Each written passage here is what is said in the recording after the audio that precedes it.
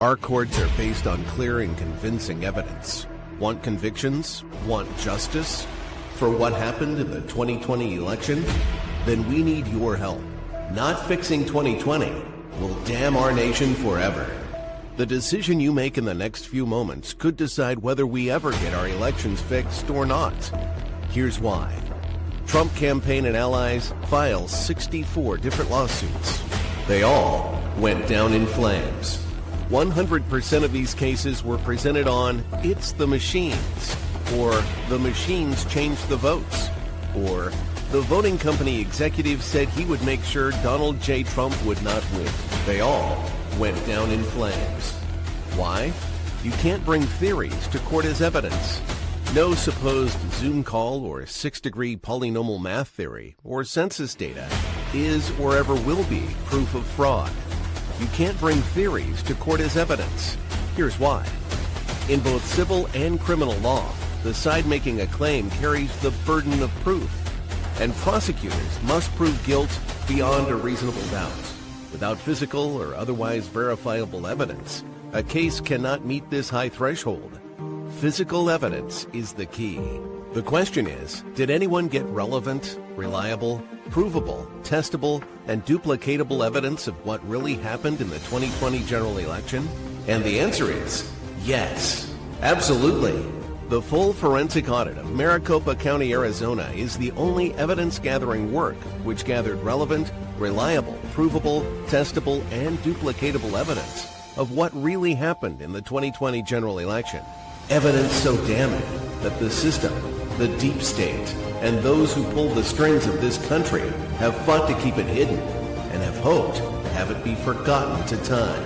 Almost $3 million invested in time, funds, and efforts to unlock that which the system wanted hidden. But now, that evidence is in danger of being lost forever. So if you want what happened in the 2020 election fixed, then we need your help. Please donate to protect and secure this historic evidence. With the 2026 midterms coming up, the system is going to try to lame duck President Trump and then most likely introduce new impeachment proceedings. This is the evidence which will help win the war which is surely to come. We need to keep Maricopa County full forensic investigation and archive secure and ongoing. So if you want what happened in the 2020 election fixed, then we need your help. Please donate to protect and secure this historic evidence. We need your help securing the full forensic audit archives. Don't allow the only testable, objective, and reliable 2020 election evidence fall into obscurity.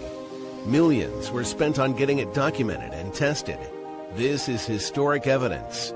Not fixing 2020 will damn our nation forever. The historic Maricopa County full forensic audit effort processed 20,895,610 digital and forensic images of varying formats, resulted in 208 million individual evidence-proof files. The system processed over 58 billion forensic measurements, resulting in over 2 trillion individual base computations. No hopium, no hype, just hardcore forensic evidence. Please make sure the Maricopa County full forensic audit archives survive. Donate now. So if you want what happened in the 2020 election fixed, then please donate to protect and secure this historic evidence. We can't do it without you. We need you. America needs you. Our future needs you. Please donate now. Not fixing 2020 will damn our nation forever. Please donate now. Hey, folks, let's talk. That's right. Welcome to the program. Just us crapaholics. Let's talk. You know what a crapaholic is? If you regularly watch the program, like whoever it is that automatically gives me before the program begins 2 thumbs down, that's what you call a crap addict. They're just addicted to me, addicted to this program, crap. Culture, race, and American politics. Anyway, folks, welcome to the program. Do me a favor. Please like, share, follow, Rumble, whatever the case may be. We're just going to have a conversation. We're just going to talk. When I do this, it's you that gets to drive the program. So I watch across the different platforms. I pull them up, and you post your questions or your topics or whatever the case may be that you want to talk about as I kind of work my head around systems here. And you let me know. You let me know what it is that's important to you, what you want to talk about, etc. And let's just have a conversation, shall we, about what's going on, what's important to you. Hey, look, holidays coming. You're probably freezing your booty off right now. It's cold outside. Here you go. I've got something for you. Now, I've got two for you. See the URL? The URL, which I'll give to you. See the URL there? Right? You can use the URL. And I want to change the timer. Let me see if I can edit the timer. I don't want the timer to go. There you go. We'll save the timer there. They got a new feature in there that makes the timer kind of run off too soon.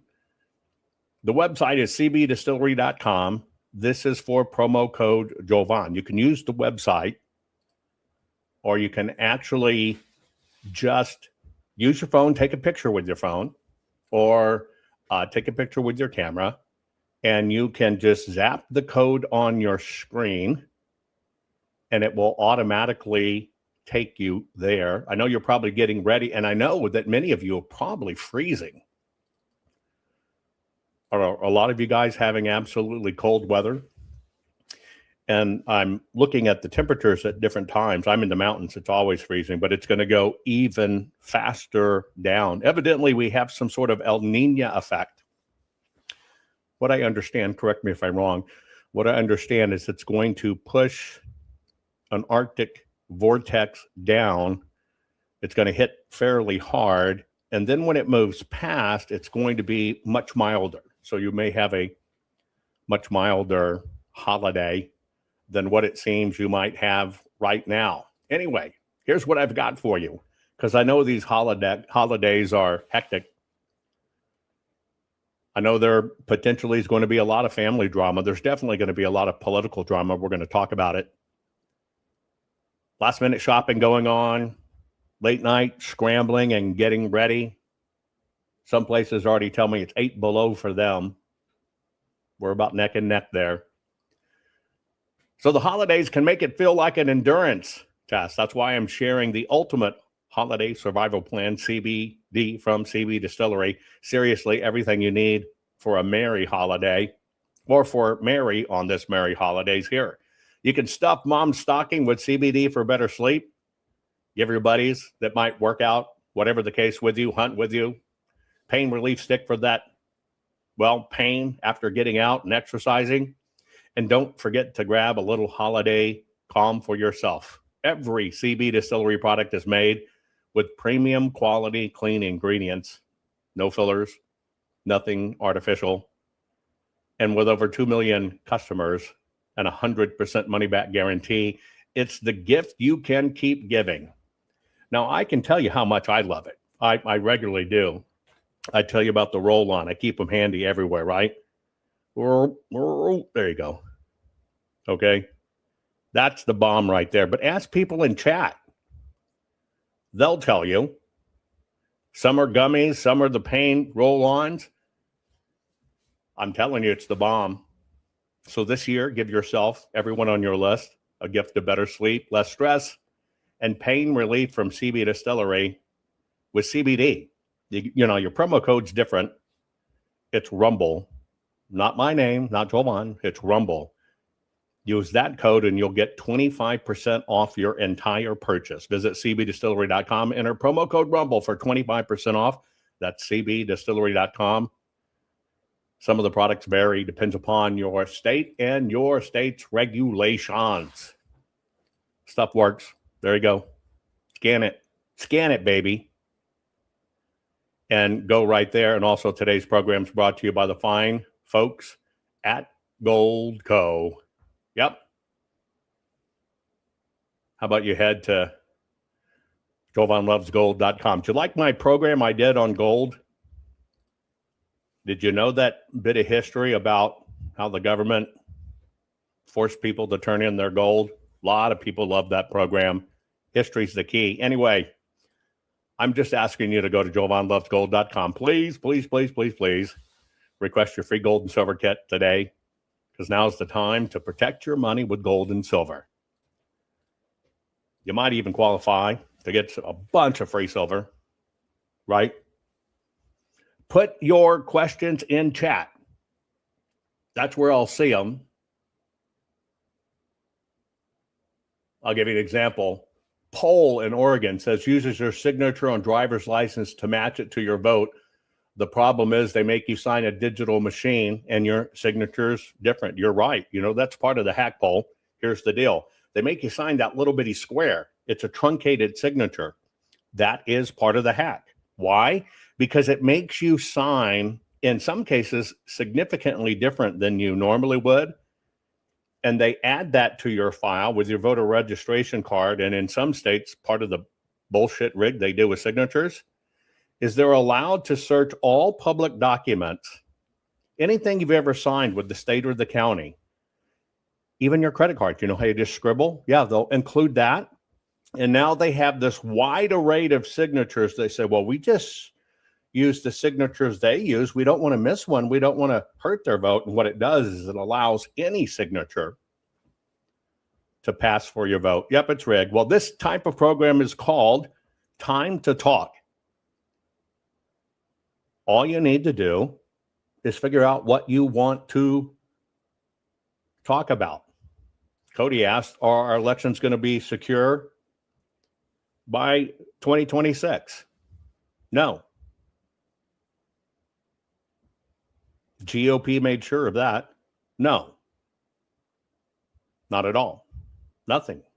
Zero. Nothing changed. Think how long we've been fighting this. Nothing, nothing, nothing, nothing, nothing, nothing, nothing has changed. And there you go. If you ask, and if I can tell you, and I have an answer that I can actually answer for you, I'll give you an answer. If I don't have an answer, I'll tell you I don't have an answer. And so that's what this is. Come on, crapaholics. Join me and let's talk. Even if you just want to talk gardening or hunting or fishing or how to manage an anaconda. I know, I'm a pro. Let's get started. Warning. The following program has been rated Gilligaff and is intended for open-minded audiences. If the truth offends you, or if you are allergic to focused intensity, intellectual athleticism, or the occasional F-bomb or even irreverent humor, please switch off now. If your delicate sensibilities need to be worried about or addressed, might we recommend the Underwater Basket Weaving channel to you? Otherwise, sit back, enjoy the wisdom, insight, and wicked sense of humor. Cut the crap. How many times a day do you want to say that to politicians, the elite, the loony liberals, the fake news media, and the gender-confused, emotional socialist snowflake crowd? Cut the crap is your secret weapon for fighting for our freedoms and our great republic. It all begins with a massive mental enema, freeing you from the toxic news and politically correct views, which constipate your consciousness with stinking thinking. Your host, Jovan Hutton Pulitzer. He's known for calling out politicians and telling them to cut the crap. You've seen him on virtually every television network and listened to him on Coast to Coast Radio. And now he's here to help you learn to fight for America. Culture, race, and American politics. They all have one thing in common. They all need to cut the crap. Now, here's your host, Jovan Hutton Pulitzer.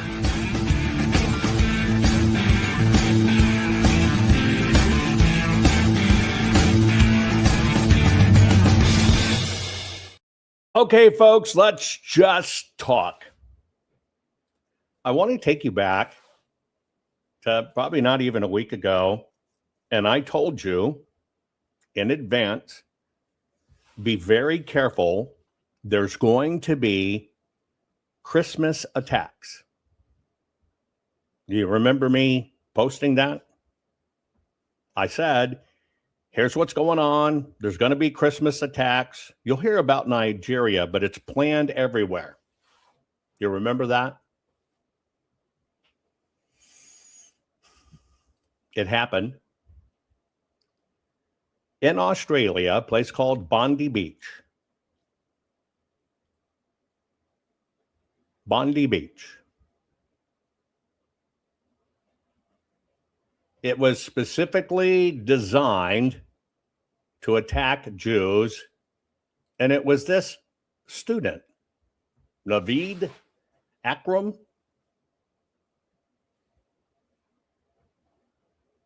There's unchecked immigration for you.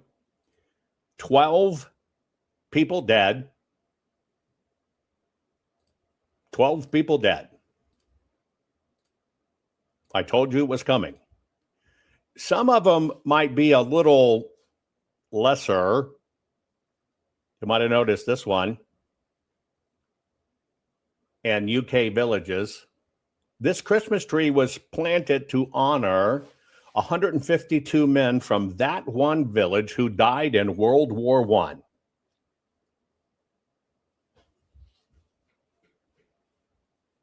And the papers are even afraid to say it. They said mindless thugs. That's not what it is.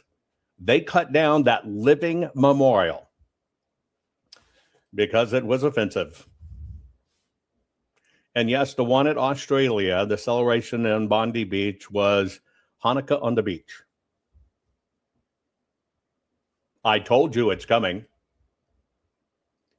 And as we find out about this Australian attack again and again and again and again and again and again and again, the authorities were told this is coming. This anti-Semitic rhetoric's coming up. Here you go. By the way, I think many podcasters around the world, when you buy into that bullshit, it's the Jews, you have blood on your hands. You're helping facilitate this because even the terrorists go, well, the Christians agree too. We got to get rid of the Jews. And this kind of crap happens. In fact, they also just foiled one in Germany. They caught that. But it's the Jews. All same common denominator.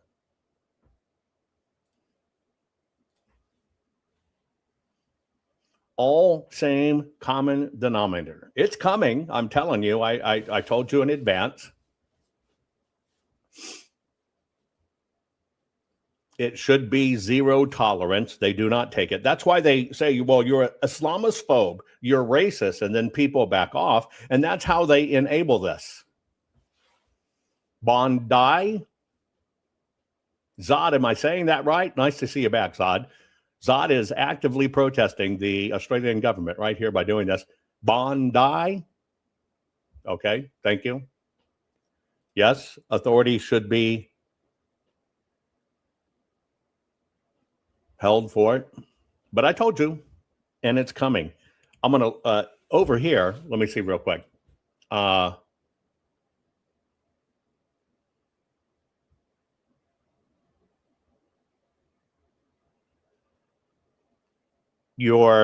Somebody asked over on Getter, Trump's not going to declassify anything. He's going to release some data that has been found. I understand the people politicking this. It's not necessarily a declassification. You're going to see a lot of focus on it was amazing. That was by design and by plan. And it's not a reflection on President Trump. It's a reflection of the people around him that continued to politic him and get the system to continue to focus on the machines. Let me look over another platform. Hang on. Hold on.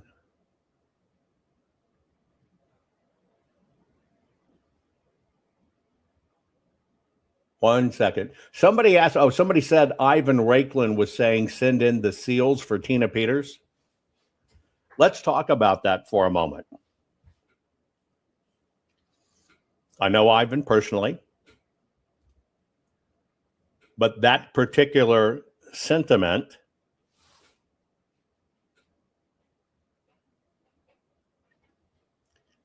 is wrong.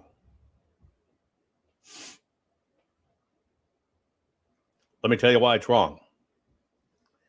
And you're seeing it many places. Think of the people saying this. The first person that was out saying it, where is it? Maybe I have it. Hold on. Let me see if I have it. I'll show you some of the stuff being said. I may have it. Give me a moment. I in no way agree with this. But I actually think in my heart of hearts, this is an operation going on. Probably got it somewhere else. Hang on. I think there currently is, in my opinion, an operation going on trying to get people. Here's one. And here's the other. We track amplification. We watch where these things originate. We watch how people respond. And then we watch where it goes from there. You may have seen, I hope not, because if you're watching it, you're wrong. And if you're watching him, you're wrong. But here's kind of the bullshit that's being promoted. We got to do something about it. And frankly, I think violence is probably the only solution at this point, because right now they lie with such authority and ignore the stuff of stealing elections. And we already have enough information. There should already be military tribunals. There already should be Tina Peters should be out of prison right now. She should not have to serve another day there. And you know what it's going to take? I think it's going to take somebody doing something very drastic, a group of people doing something drastic to let them know that they don't have any peace. So maybe we do that. Maybe we have 50,000 people that show up to Tina Peters' benefit, that stand out and shake the walls around Polis and this corrupt piece of trash, Phil Weiser. Maybe that's the answer. Let me hang on. Let me just show you this other one first. How do we get Tina out? Let's hypothetically just work the problem for a minute. Do we get 20,000 people? Do we surround the house of Jared Polis? Do we literally shake down the walls around him? I think we have to get loud. I think all these people should be tried for treason and hung. I think Jared Polis should be hung. I think Jenna Griswold should be hung. I think Phil Weiser should be hung. I think they should hang by their neck until dead. I think they've committed treason and that this is seditious behavior against the United States, and they have literally held hostage all the people in the state of Colorado. Okay. Jerome Corsi called for this on Steve Stern's election integrity call, maybe one or two back. He said the same thing. The military needs to be sent in. Ivan Raiklan, as you're putting here, said that you need to send in the SEALs. Let me explain something to you. Get ready, mark my words.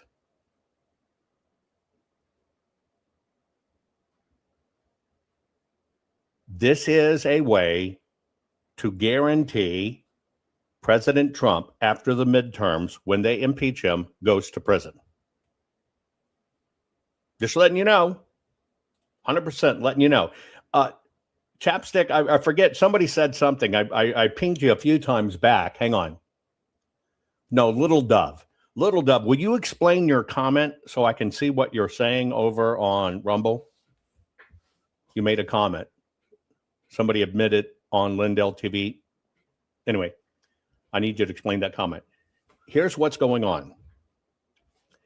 Tina is in prison, in my opinion, because of what other people, thank you, Little Dove, Tina is in prison for what other people did and what other people set her up to be part of. The physical acts that they said, releasing the password or, hacking the database or whatever, was all other people, not Tina personally. And so this roadshow of It's the Machines, and I don't know why you can't see it. Period. Tina Peters is on record in interviews saying nothing was wrong with my elections. It's on record. She got introduced to Dr. Frank by Sharona Bishop. Said, you got to meet this guy, you got to meet this guy, got to meet this guy. Mike Lindell put Dr. Frank on the road. That was one of the 745 appearances he made. Sharona introduced Dr. Frank to Tina. Tina told him, I have nothing wrong. He said, and Dr. Frank said in a published interview, I just want to find a place that has no problems, that's a hardcore Republican territory led by a great Republican. He's on record. He did an interview. I think it's The Atlantic. That great conservative supporting bullshit? No way. Anyway. And so Sharona introduces Dr. Frank. Dr. Frank gets to meet with Tina. Tina, again, says nothing's wrong.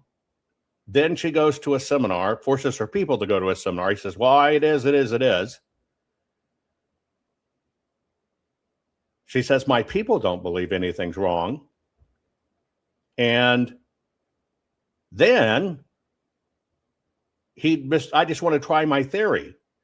And Tina says, well, I don't have or can't get that information. He says, this is on the record recorded, and you're not paying attention. Well, I have people that can get it. Don't worry, wink, wink. They know how to get it. And all those people did that, not Tina Peters. The Cyber Symposium did not present you PCAPs. Planned for a month and a half or whatever in advance, never gave you PCAPs. You didn't find out till 2 years later they never had them. I told you they never had them. So what was the Cyber Symposium about? Well, magically became the Tina Show. And you're not even paying attention. You can't even connect the stupid ass dots. And so, yes, Tina went to prison for what others did. What others did.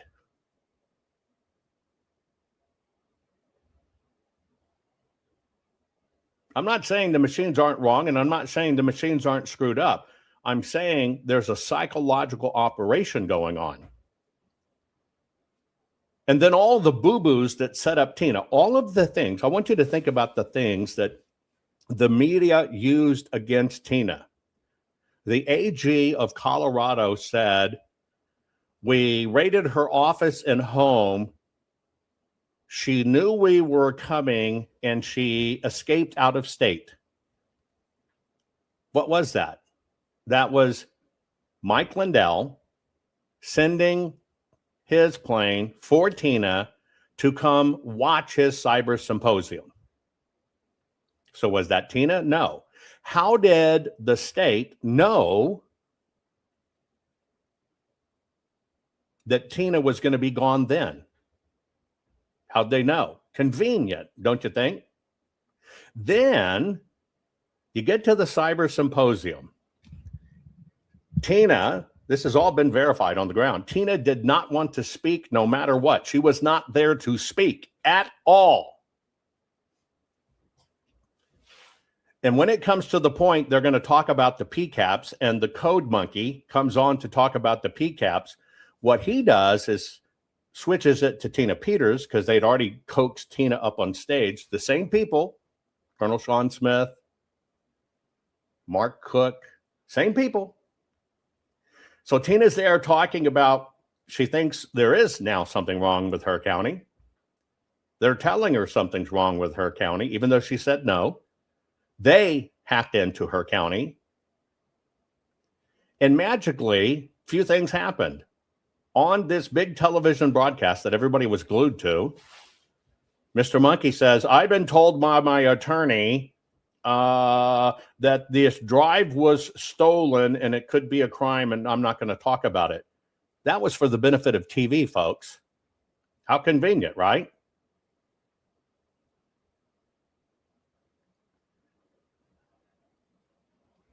And then that same fellow is the one that released the password online, made sure he released all of it. It wasn't Tina, it was him.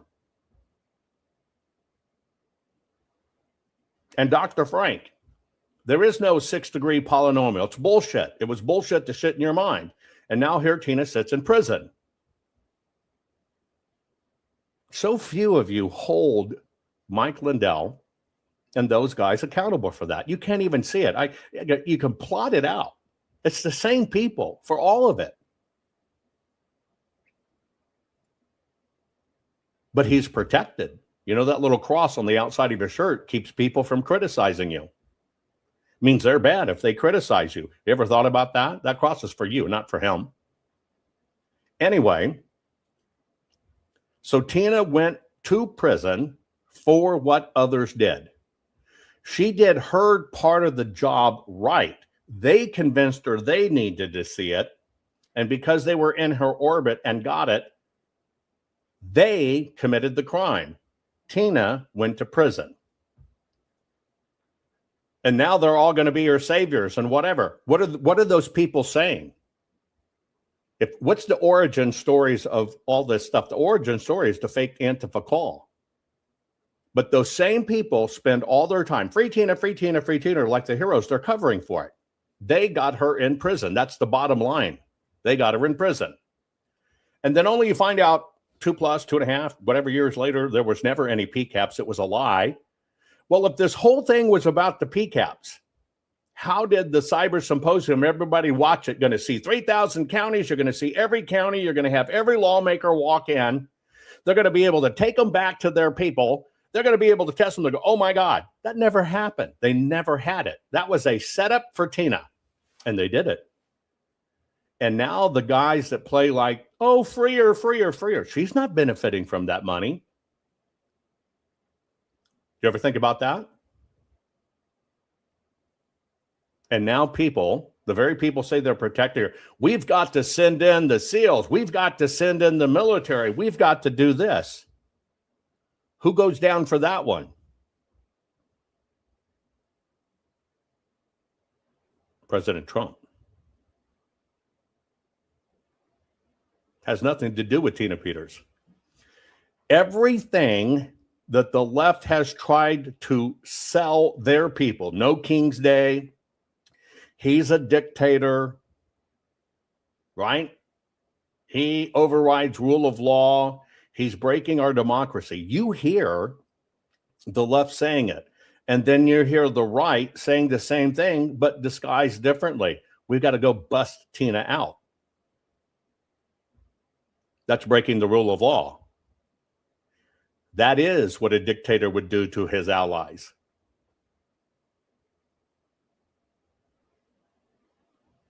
He wants to send in the National Guard to help in cities. They're saying he weaponized the military. What do you think would fucking happen if somebody's stupid enough to send in somebody to break out Tina Peters? It will verify the story of the left. How can you not see that? How can you not see that? It's the same classic setup. They seed a point. Like we'll take Colonel Sean Smith. We'll take Mark Cook. We'll take Joe Altman. They were all at January 6th.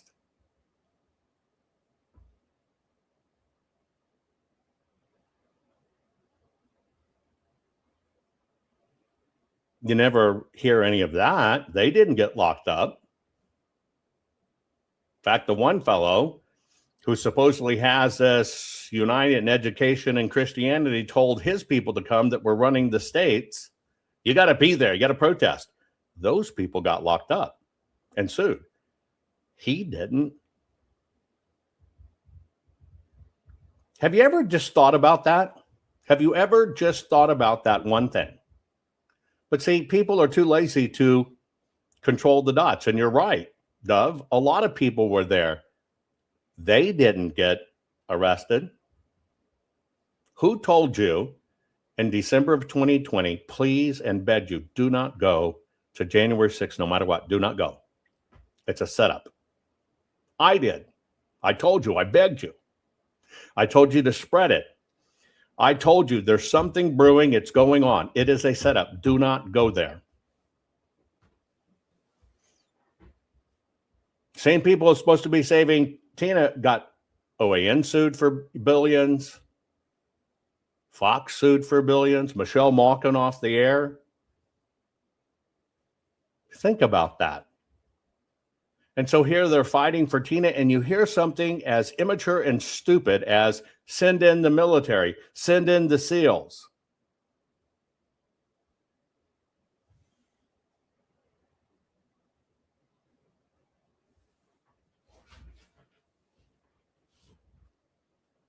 What they're doing is they're planting a seed, and it's called a push-pull. They are pushing it out to the public to get enough people saying it, people that are immature and don't understand what's going on, to try to build the groundswell that they pull the president through. This is what the people want. You have the power. In the last 2 weeks of President Trump's first presidency, I am trying to get him to sign an executive order to confirm that all of the materials that are supposed to be kept for 22 to 24 months can be used for audits. And you got to have access to that original material. That is the executive order I'm trying to push. Cipollone in the White House, the big counsel at the time, told President Trump, you can't have that data. That has people's voter registration information and stuff on the ballot. You can't have that. And they talked him out of it. That's all I'm saying. That's all I'm saying. And so, okay, I mean, you told me that Ivan did that. I don't agree with that. I think it's immature, and I think it hands to the deep state is exactly what happens. Because here's what becomes the story. If any militia, it's interesting that one podcaster is a leader of a militia. People don't talk about that. Organizer of the state's largest militia, they don't talk about that.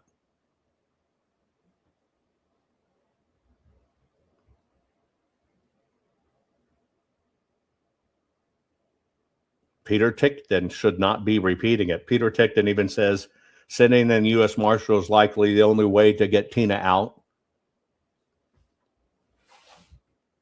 They can't do it. If they do anything of force, President Trump's done in for. Of any way.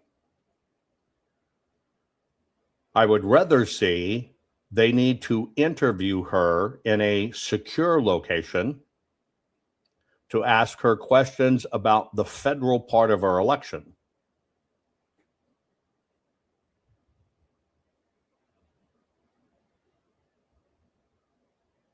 Do you understand what I just said? We want to interview her regarding the federal component of her election. Remember, Tina has state and federal components of her election. I would basically say, and let me give you an example. When you make comments or blood of threats, don't do that. They'll try to use that. Be very careful what you say these days. But my personal strategy would be I would park a mobile skiff outside the prison. That's a secure, soundproof conference room. I'd make a big deal out of it that we are going to interview Tina regarding the federal components of her election. And I would go to the prison and I would park a mobile skiff.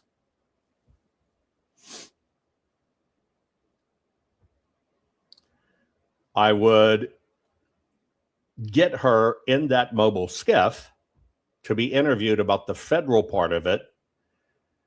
And I would imagine she might have something to say that's relevant, that they would basically immediately need to put her in witness protection and take her to a secure location, because we're worried about her health and she's going to be killed before we can finish this investigation. So we've seized her for investigation and drive that skiff off. Yes, the left will scream. But you got to get her into a federal piece.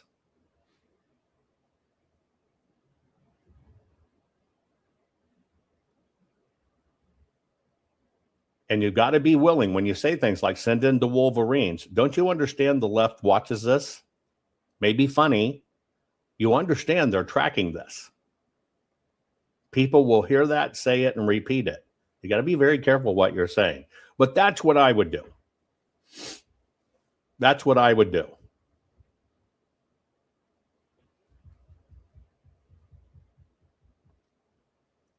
And that would be within the president's purview. That would be within that, hell, put her in an armed Air Force, armed jet to bring her in for federal questioning.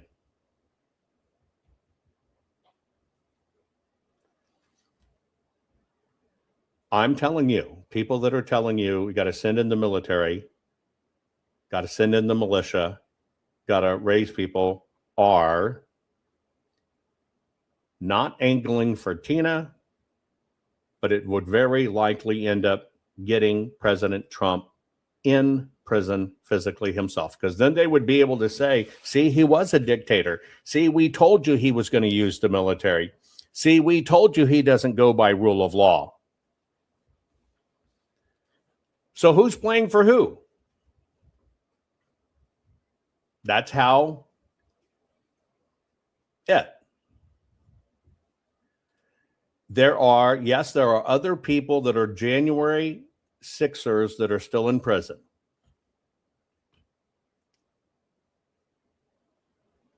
Unfortunately, I know a little bit more than you know. And I can tell you, I kind of understand why, and it's more of a complicated issue than you could imagine. Do they have it right? Maybe on half of them, they don't have it right on the others. One of the people that is still in prison, though pardoned, knows too much dirt on previous stuff. And that's why they don't want that one person released. And it has nothing to do with January 6th. It has to do with previous stuff. Right? That's it. Here's the nuance. It depends how their charges came down. If they were charged exclusively federally, then President Trump has absolute right to spring them immediately. If they were charged at the state level, not federally, President Trump can't do a thing. It's solely up to the governor. That's the law. That's the law. But that whole crap, it's the machine, Tina Peters. People gave over $10 million to that.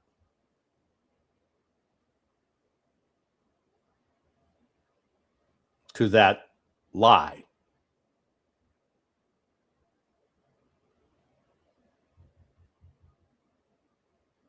So I am 100%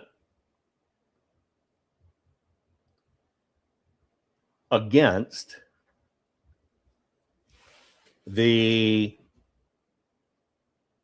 impression of a breakout that is militia or military or whatever, that money went to Mike Lindell. Militia, military, any of that.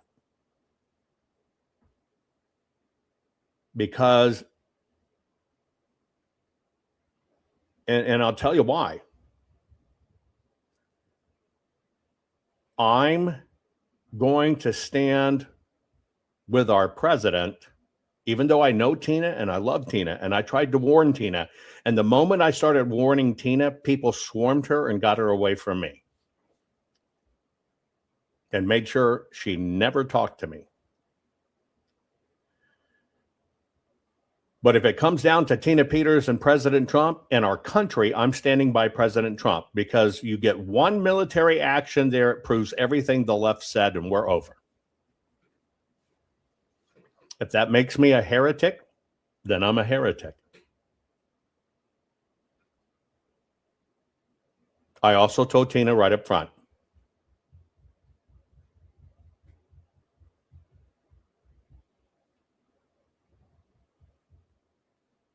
and all I got for it was cut off from Tina, banned from Tina. And who was her comforter during this time? Mark Fincham, the very lawmaker in Arizona that said I was a fraud, don't let Jovan do it, and whatever. The very first one to come out. We had to put him on cease and desist. Is that a coincidence? And now he has a big election in integrity institute or something, which is bullshit.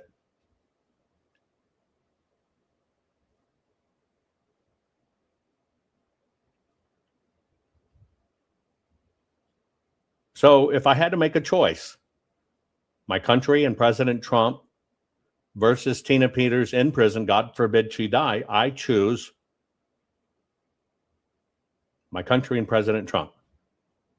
I'm not going to contribute to anything that validates the story that the left has promoted, that the right's getting you to embrace. But see, they always use symbolism. The left harps on President Trump. He's a dictator. He's using the military. He's controlling people, which is bad to do. The right says it in a different way. Oh, Tina Peters, Gold Star mom. Oh, get her out. We got to go break her out. She's been pardoned. I'm just telling you, in my book, it's a con. It's a con to set up something that, if it's done, can never be pulled back. And that's what will go down to history. That President Trump did, in fact, use the military.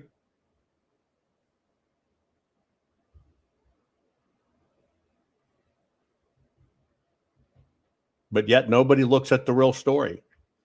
Why aren't you pissed at Altman and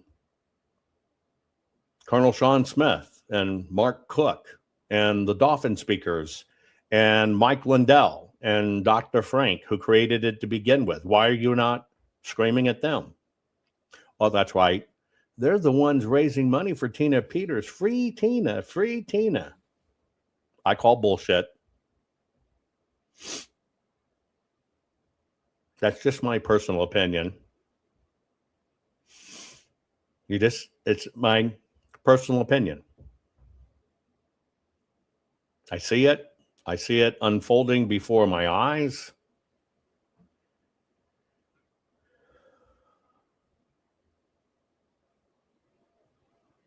You already know that the watermark and ballots will do nothing because you can't see the physical ballots. You also know that the watermarks don't get caught by the machines. Yeah, I've got 4 thumbs down now. Thank you, guys. Okay, I mentioned a name you love. Okay. Those watermarks going to solve a thing? Shit, no. Are they probably going to end up going to each state? Yes, they are. But they don't tell you that the politicians get a commission for them.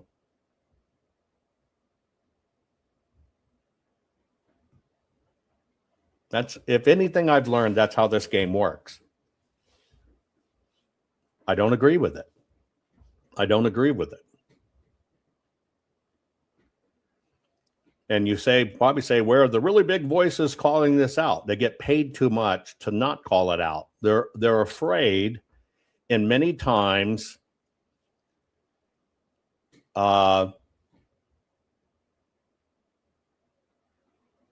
to address these things, which are just painfully honest. Look, I get banned for this too. I get punished for this too. I've already been told we're going to ruin you if you name names and other things. It's the way it is. It's just the way it is. But aren't we doing the same thing? If Antifa and BLM go into a city and break down stores and light them on fire and steal things, and we have a right to do it, it was whatever, and it's excused, isn't it to the right? Well, yeah, we're going to go send in the military prison, take people out, whatever. They only need one person dead. By the way, in case you didn't know why they only need one person dead, you got that on January 6th. You can see all the evidence. They just needed one person to make a wrong mistake to sell their story.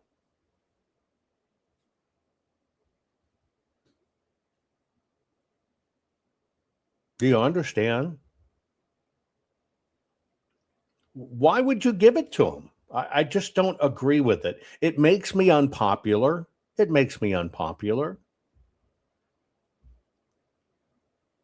But there's a significant difference in me. I'm fighting for my country. I'm fighting for my children. I'm fighting for my grandchildren.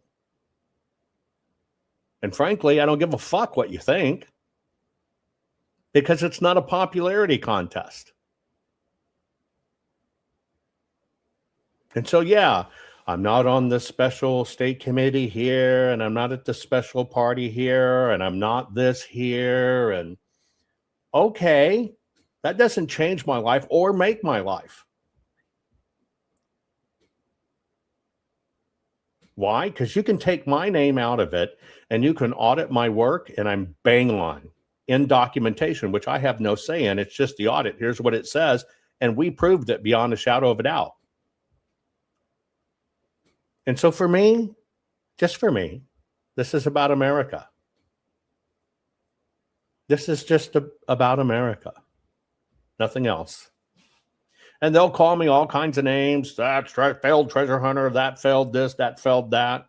They'll talk about, Q codes and QCAT and stuff like that. Fucking, it's 25 years after the event, 26 years after the event, and they're fucking collector's items and in museums and still being bought, sold, trade today. And by the way, if it was such a stupid idea, right? Why does every fucking company in the world use it to get you information?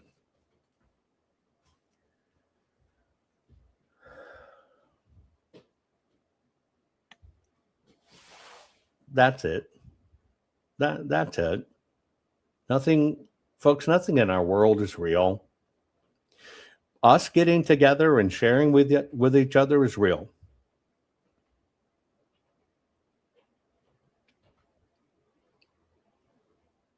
But I don't think we have a good life or a safe life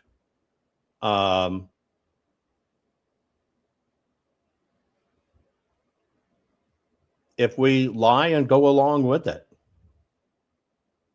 That's the book 1984. It tells you what happens and how it works. Why would anybody agree to that? But here's the deal. People need to be told what to think.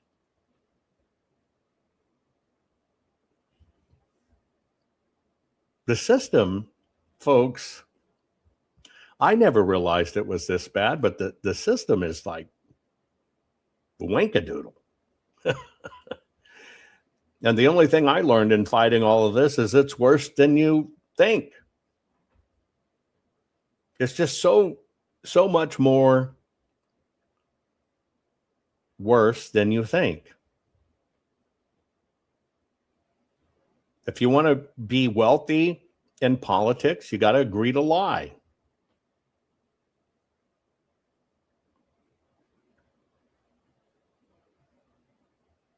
Yeah, if you haven't read the book 1984, if you didn't read it in school, get it. I'm actually rereading it myself.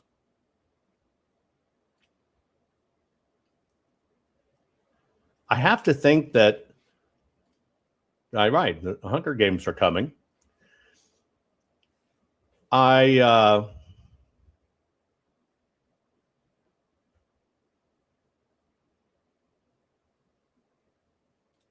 Yeah, let's deal with this. So you said, Cheryl said, I commented on Altman's podcast, told him maybe your forensic audit would validate what the machines. He responded, told me, shut up. Jovan is a fraudulent piece of shit. I'm not interested in connecting with a Fed fraud. Do you understand that? Okay. You don't see me sitting with somebody that's an ex-FBI agent, and I'm a whistleblower, and I'm this. And let's analyze that. Let's analyze that just for a minute. Let's analyze that comment. The Antifa call has been proven in court that he infiltrated it and said it was a lie, said they could do this and do that. In fact, you can read the deposition in it and you will find out the real person who did it.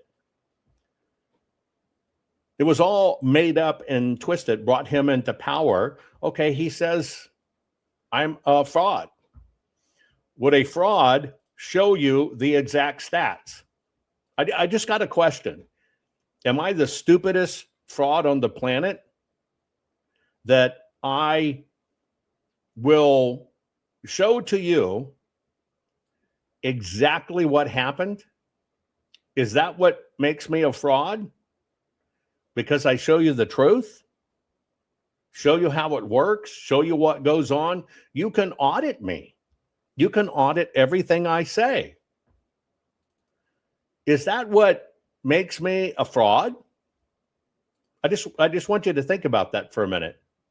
What makes me a fraud in their eyes is I won't go along with their shit. That's what makes me a fraud.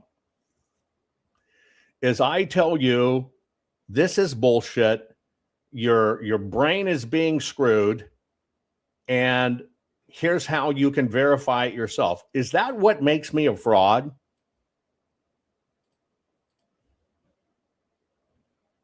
If that's what makes me a fraud, then we fucking need more frauds. Oh. But that's all they got. I offered to talk to every one of these people and show them the numbers and go through it. And all they can do is avoid, block, and not go on and call me names. Why do they do that? Because that's all they've got. It's psychological warfare. That's all they've got. That's all they have. I understand that. I understand that. They're upset because I say, hey, if you're supposed to be this big old data expert and you're supposed to be this incredible person and you're supposed to have done this, why is it your partners do it, you don't do it, and you came in later to it, they were already doing it. They just don't like you to know the exact facts. But I understand this game. I just would never choose to take any amount of money to betray my country. And they know they can't trust me. You know why they know they can't trust me? They know if I popped up one day and said, okay, it's $1 billion, here you go, and I'll shut up. They just know I would weaponize that $1 billion against them in a different way and get to the same place. It's just like people telling you, well, there was, Jovan's reports, there were no truth in the reports. You have to ask, okay, what's your angle? Because we've all seen the proof. What's the angle?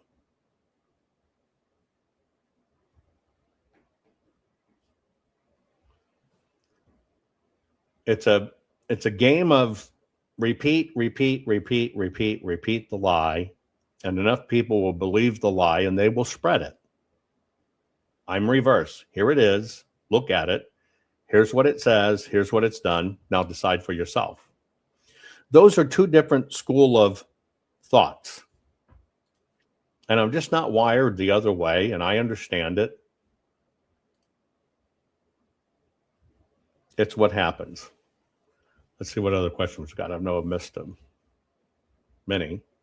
Yeah, you can't fight the forensics. You cannot fight the forensics because I'm not the one saying it. The paper says it, not me. There's no opinion in it.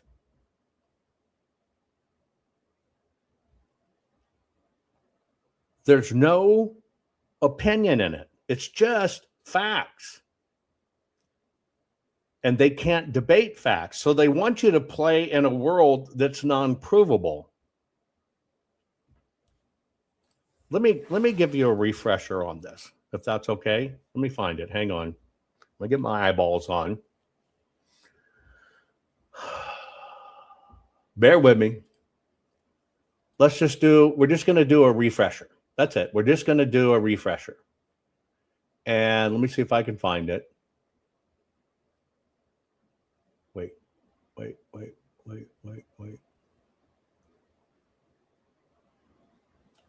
I think it's here. And hold on. Here it is. Okay. We're going to do a refresher. Okay. We're going to do a refresher. The refresher I'm going to use. Somebody says, what's your favorite liquid hallucinogen alcohol beverage? It's called a bee's knees. And one of you guys mentioned it a while back. I never had it. I made one, and it's the frickin' bomb. So I adore what is called the bee's knees. It's a gin and lemon juice drink with honey. Freaking awesome. Freaking awesome. My preferred drug of choice, sex. I don't get drunk. I don't get stoned. I don't take drugs. I'm not willing to sacrifice my brain. Okay. Since we're talking about Tina Peters, and since you know that Mike Lindell sent Dr. Frank to 745 cities. One of those cities was Tina Peters. Dr. Frank said, I need to test my theory. I need a clean Republican area in a typically Republican state in a Republican county. That was Tina Peters. Why do you not see Tina Peters is the ultimate target? Nice looking woman, very smart, tough, gold star mom, husband on his deathbed. They chose her.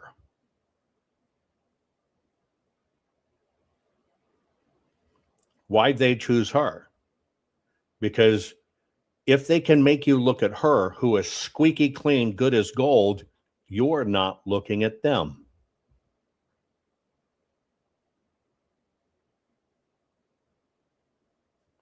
So let's go back in it. I gave you this. This is just a refresher.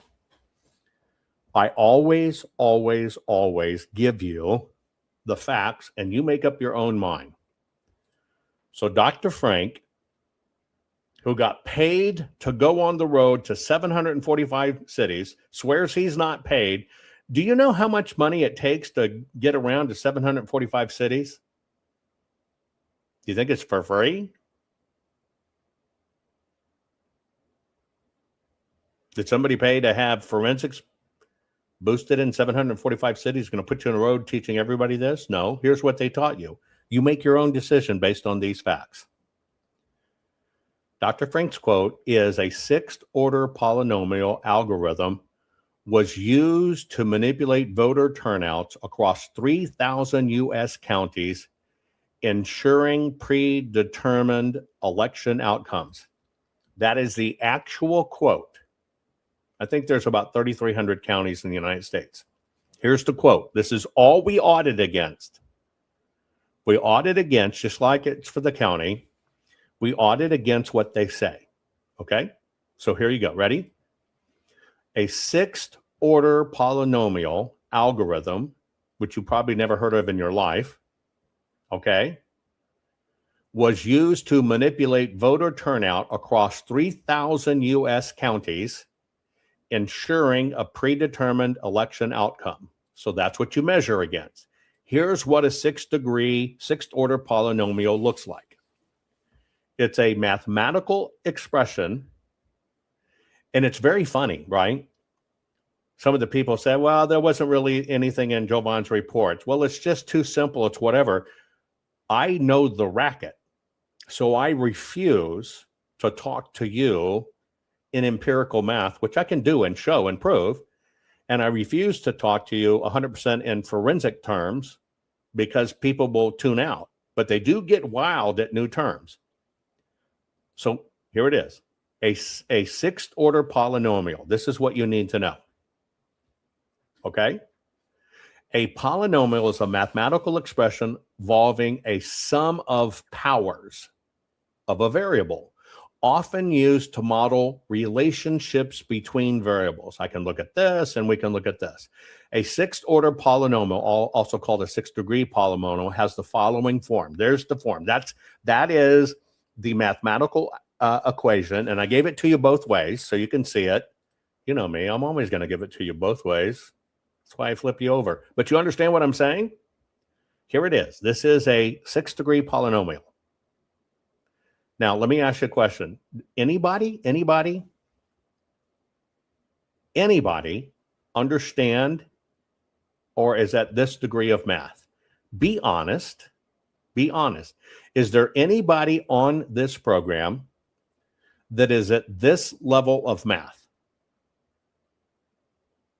Of course not. But even those mathematicians that can do this won't debate me. So that's what they told you. Now, let me tell you, now you've in order, remember it's variables, the relationship between things, the relationship between variables. So what you do is basically you decide, okay, these are the variables, meaning these are the elements, right? I'm going to show you the elements that he used. Basically, he claimed to come up on his formula, here's what he used. He claimed he had access to the voter registration data from state election offices, which include the voters' names, address, and voting history, and whether somebody voted in 2020. Now, let me ask you a question. This came out when he started saying this and was introduced to the world by Mike Lindell. We're only talking about 60 days out from the election. Now, let me ask you just a very simple question. Are you ready? Right now, you see a lawsuit pushing back on President Trump in Michigan, basically saying, screw you, we're not going to give you the voter rolls and who's on it. That's President Trump, and that's going on right now. However, you are led to believe that one man, all of you have been fighting on your own in election integrity. You are, to even believe there's a polynomial, you have to believe, remember the statement is, here's the statement, remember the statement, across 3,000 counties. So he's able to confirm it across the United States. The first thing you have to believe, and it says, and whether somebody voted in 2020. The rolls are available in most states through access, though access varies, some require purchase or file request. Did anybody 60 days after the 2020 election have the voter information and voter rolls from all of the states to show how they voted in 2020? We're doing a full forensic audit in Maricopa, and we didn't get that till maybe May of 2021. But yet in February of 2020, he's saying he personally has this.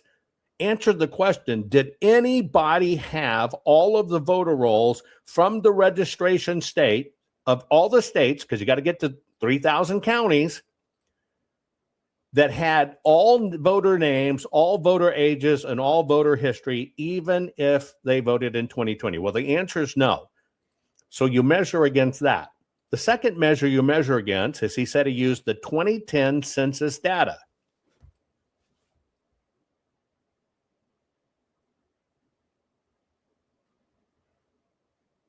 the shortcut for that is I'm going to look at what was said 10 years ago to determine what happened today.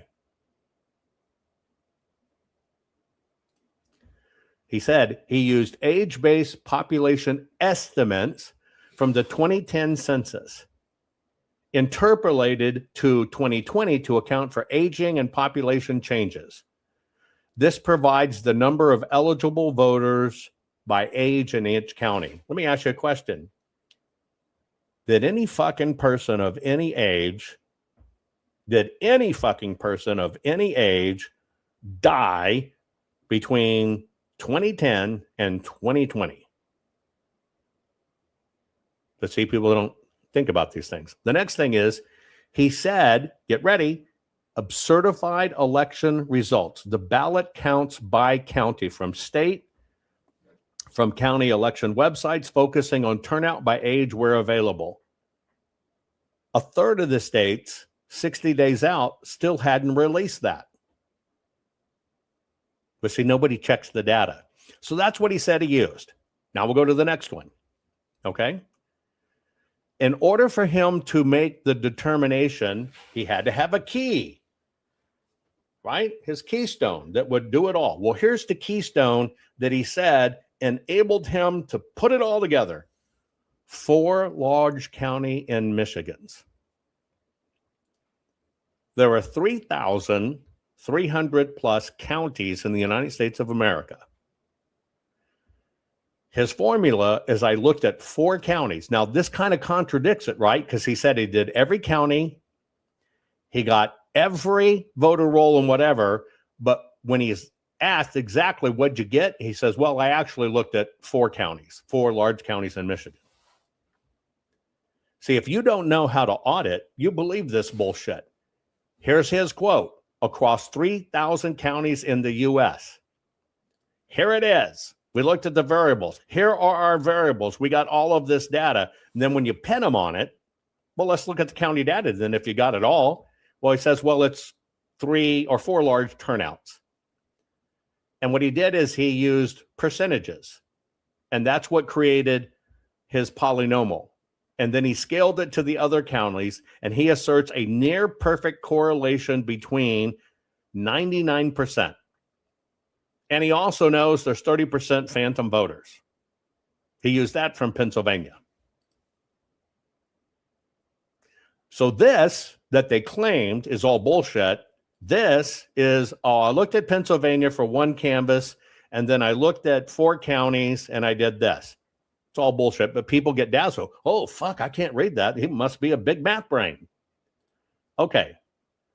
And so what he did to apply his theory, you got to understand, in science, this is science, it must be testable, verifiable, testable, repeatable, and then verifiable. And so you actually have to say, here's his application of theory, which he says, I want to try to prove. Can we find a red state and a perfect red county with a perfect person who will let me prove my theory? That was Tina Peters. She's sitting in prison. He said he looked at the claims in swing states. He looked at the down ballot races, and he speculated that the voting machines or tabulators are connected. No shit. It's never been against the law. So here it is, right? But he says it's 99% exact. Now, this is the person that Mike Lindell put on the road. Because wow. Oh my God, you must be smart. You wear a bow tie. So let me give the math. See, since you can take, number 1, across 3,000 counties, since you can understand the variables that he did to create the 6th order, you take the variables, here's the variables, you take them and you put them in, and then basically you submit that to advanced mathematicians. Okay, here's all the data, here's the data points, here's what it is. And required by the rule of law, the Daubert principle, is it must be verifiable first, good data. It must be testable, it must be able to be tested, and it must be repeatable in that test. Well, here's the numbers that you never get told. The chances of his being accurate just on his formula, it has a fraud detection ability of 0.005%.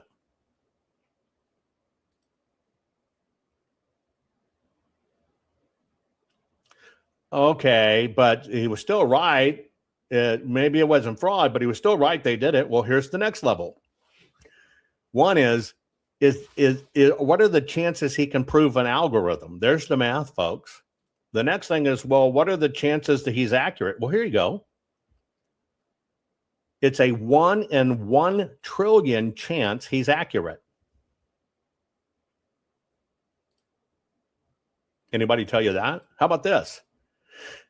If you look at the chances of being accurate and you want to validate it, the conservative validate, the only part is he may have a 1 in 1 million chance for a 1,000th fraction, 1/10 of 1,000% success. Now, you take all of these science disciplines and you put it into, okay, because each of those is an individual science discipline. Chance of being accurate when it comes to a validated algorithm, chance of being accurate that it can confirm down to the county level, chances of you can take it and give an estimate. Those are the 3 mathematical principles. Then you say, okay, what are actually the odds of all of this? It means I got a chance, right? Here you go. 1 in 80 billion.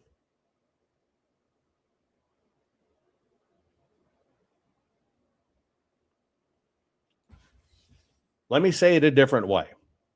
Mike Lindell pays for this guy to go to 745 cities, claiming he's the Messiah and he has predicted exactly what happened and he can prove it to 99% in 3,000 counties.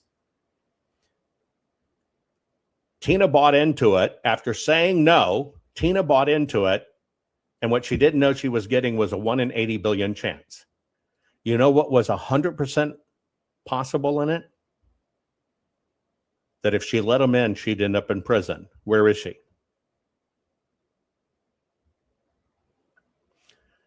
This is why none of them will come on and discuss this. You can take those charts I just gave you, you can refeed them into any mathematical program, any artificial intelligence, and you will get the same. So let me ask you a question. Who in the hell thought it was wise to put somebody on the road that has a 1 in 80 billion chance of being accurate? Well, let me ask you a question. You've got to understand it was not ever about being accurate. It was inserted into every single election lawsuit.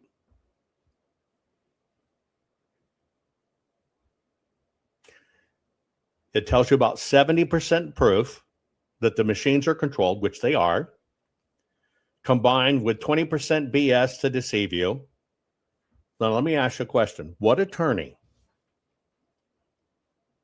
what court, what financier of spending millions on lawsuits would stick something in their lawsuits and put them on the road for 745 engagements and never have it verified or looked at?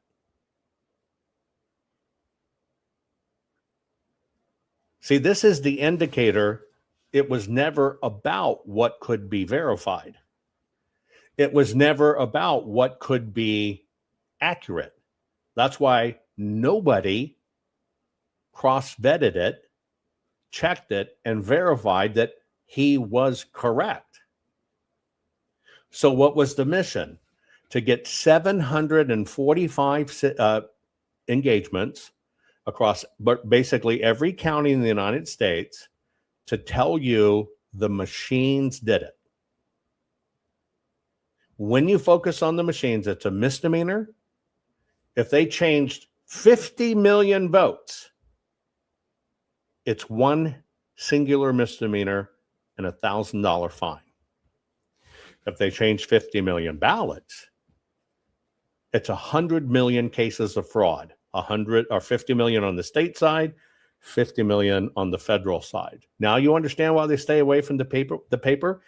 And so this is what's happened in all of this. And these aren't,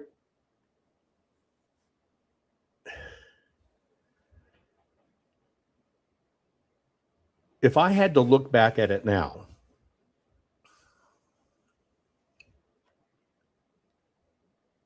let me ask you a question. Just an honest question I want you to answer in chat. If the state came out, if the country came out, the Election Assistance Commission, for the 2020 election, for the very first time in history, even before the counts were counted, what did they say? The safest, most secure election ever. Now, let me ask you a question. If the election count wasn't even done yet, why did they start out like the Good Morning America type tours, telling America it was the safest, most secure election ever? Because they needed to feed that piece through a source to the media so the media could start repeating it. Why? Because they knew as soon as somebody looked, it would be done. So what did they do? They planted the first seed. Or did they? No. Actually, they planted the second seed.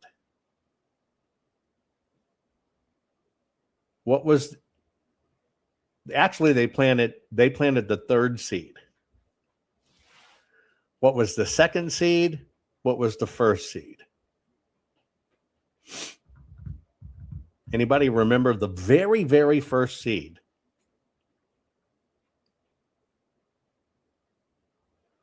The first seed was planted by a fellow by the name of Russ Ramsland. And what he planted was, all of your votes go to Germany. They have a separate server. They change the votes. They send them back. Quote, we looked at every company's software and we were able to find it. Now, does anybody have all the voting company softwares? No. So why was a guy saying that in 2016, 17, they had all the software, they did this and did that and did this and did that? Well, that was the first seed planting that your vote goes overseas.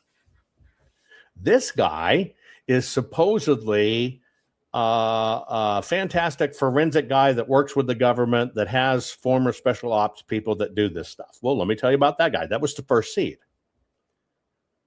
And so that was when the Democrats were saying it was Russia, Russia, Russia. Got to put them together. The Democrats were saying Russia, Russia, Russia, which we know is a lie. The guy on the right was saying, oh, you're right, it goes to foreign countries and they're changing it. So you got to put the operations together. The left was saying back then, oh, Russia stole the election. They did that. They said that so they could set up 2020. You have the right comes out and in their version says, oh, it goes overseas. Again, put them together. The left is saying it was Russia, Russia, Russia, Russia, Russia. This guy comes out and says, well, you know what? Your votes go to overseas. Well, let's talk about that. Russ Ramsland is the fellow that got people to infiltrate my organization. Russ Ramsland was the one that put people on me. Oh, we're going to help you out or whatever when it was a total setup. Russ Ramsland is the one that supposedly conducted the Atrium County stuff. And it all got screwed up. And the honest person in it, Matt DePerno, got set up for Matt DePerno. They tried to get him in jail. What happened with Matt DePerno? Oh, wait. How did this election stuff get out? So you probably didn't follow Matt DePerno's case. Matt DePerno had the right in his state to do it. He was approved to do it. He got the information so they could look at it. Who got in with Matt DePerno? Russ Ramsland. Going to have his experts look at it. Who were some of the experts? Well, Joel Ullman was there too and released the data. Doesn't that sound familiar?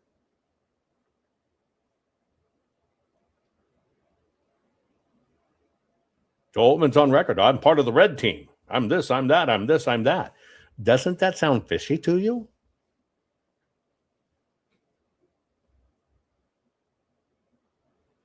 But the one who was trying to take down was Matt DePerno.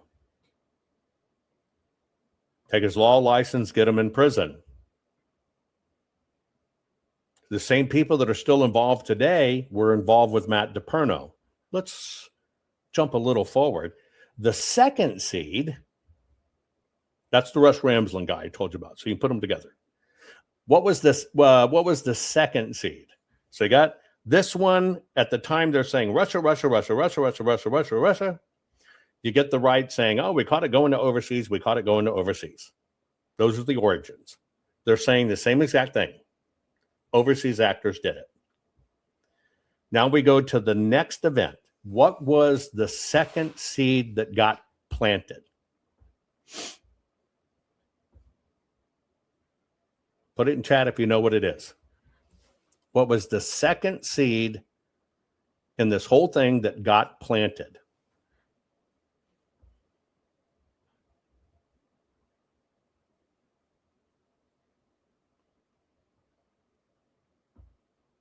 Well, the second seed that got planted came in September of 2020, September, October 2020.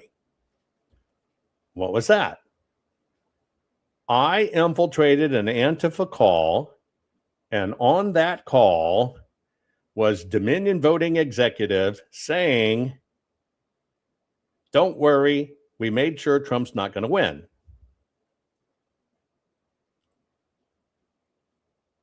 Who is that person? Well, that person was Joe Ullman. You heard that name previously.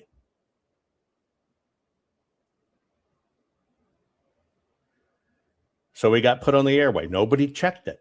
Nobody asked for evidence. Nobody asked to prove it. Show me. Let me hear the recording.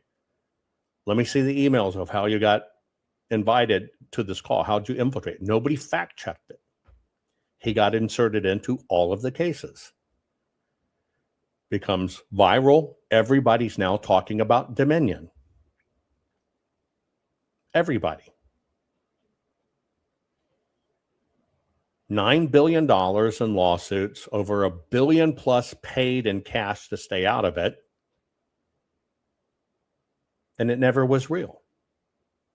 Dominion made a fucking landfall. $1 billion fucking landfall. And everybody started screaming, I told you Dominion did it. So now you know Dominion. Well, what is Dominion? Dominion is identical to what the Democrats were saying. The machines did it, controlled by the foreign governments. The machines did it. The machines did it. Who confirmed it on the right? Oh, it was Dominion. It was an Antifa call. It was Dominion. It was an Antifa call. Dominion. It was an Antifa call. That goes viral.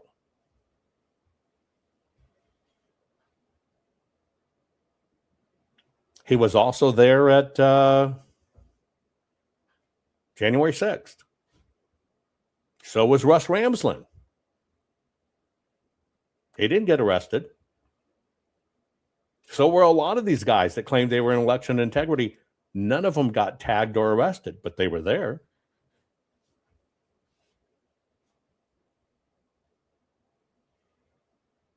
Then you get this third seed.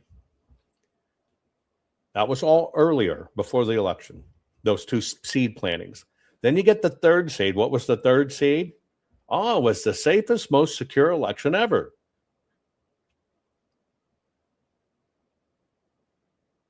What was the fourth seed? Well, we got the Arizona audit, and we're doing it. We had to fight hard to get it. But all of a sudden, when we're really getting to audit, comes up, oh, cyber symposium out of nowhere. Cyber symposium, we got it all. What happened between the start of the audit, or the time we're going to get the audit, and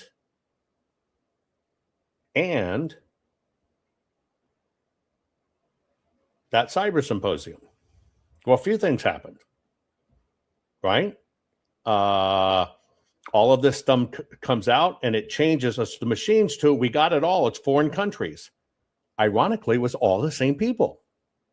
Ramsland, Waldron, Blundell, all of them being managed by a known CIA operative. And so what comes roaring out that people focused on? The cyber symposium. Not the forensic audit. The cyber symposium. The whole world gets flooded with it's the machines. We got it all. Here it is. Here it is. Here it is. But when it comes to the event, somehow it becomes the Tina Peters event.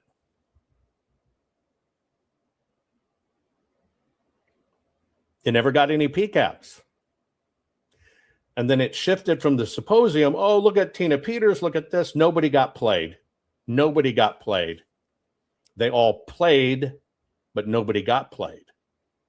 Nobody got played. Nobody got played.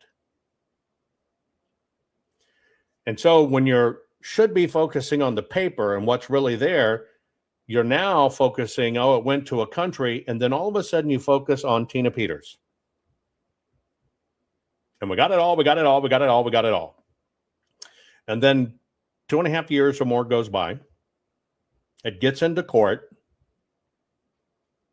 only for Mike Lindell to admit in court he never had the PCAPs. They were never there. Never given, never real. But see, nobody pays attention to that. What's the common denominators from the beginning to end? Every one of them had somebody that came in as the expert to tell them what was happening, that when it got to court or lawsuits, well, I can't testify, I'm a protected witness. I'm protected by the CIA, or I'm protected federal witness. In every one of those. Is that a coincidence?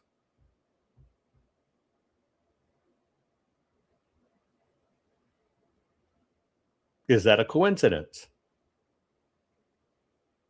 All of those people that were involved in that were January 6th. None of them got in trouble for it, got arrested. Is that a coincidence? Now all of those people, because they've been put in the road and out there, are in every single county, and they're the people you go to that tell you one thing. Full forensic audit was BS and there was nothing usable in it. When you know different.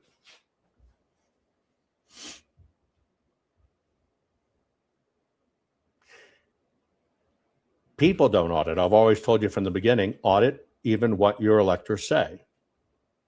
If the left said it's the machines, and then the right says, well, we got it. It was the machines. They did it. Do you understand how that's selling a message? Because if you focus on the machines,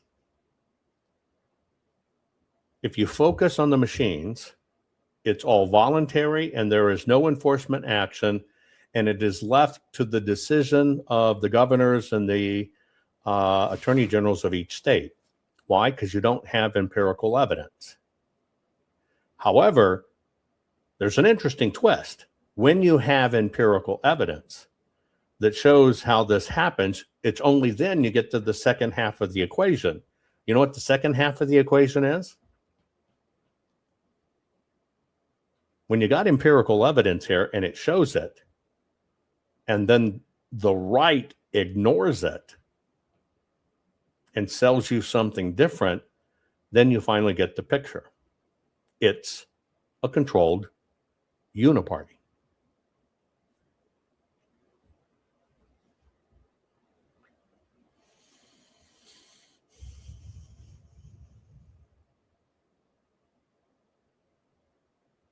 And unfortunately, we've all been through it. It's how it happens. It's what goes on. Now, why not look at it? It's simple.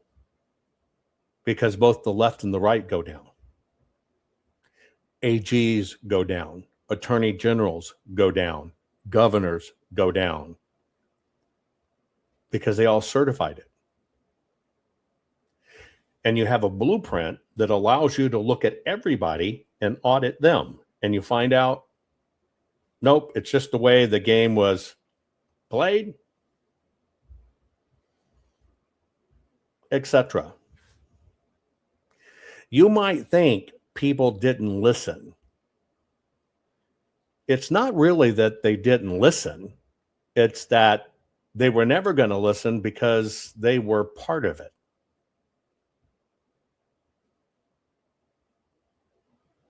It's called amplified outsiders. In any part of it, did they amplify anybody who was really inside the system? No. What at the end of the day, what really got amplified? Outsiders. One saying that Dominion did it. Tina Peters was an amplified outsider who got victimized. Mike Lindell was an amplified outsider that people must believe because they've seen him on television every single day for a decade and a half before it, and he wears the cross on the outside of his shirt. Therefore, you believe him. They knew Mike would be trusted. Did you know why? Because he did hundreds of millions selling through TV, and you don't buy through television somebody to the tune of hundreds of millions if you don't believe them. And those people by the millions had already invested in him, validating him. For me, it's very clear. I don't think Mike got misled. And I know Mike didn't get misled. You know why? Because I told him on many occasions, here's where it is, here's the people, here's what they're doing to you. You have it all documented in public. I told it out loud. Here's what's going on. He didn't do anything about it. That was his choice.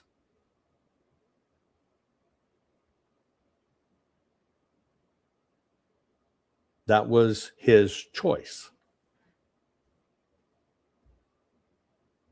And all election integrity in a very big way has been controlled. And they use the same thing. If you don't wear a mask, you're a bad guy.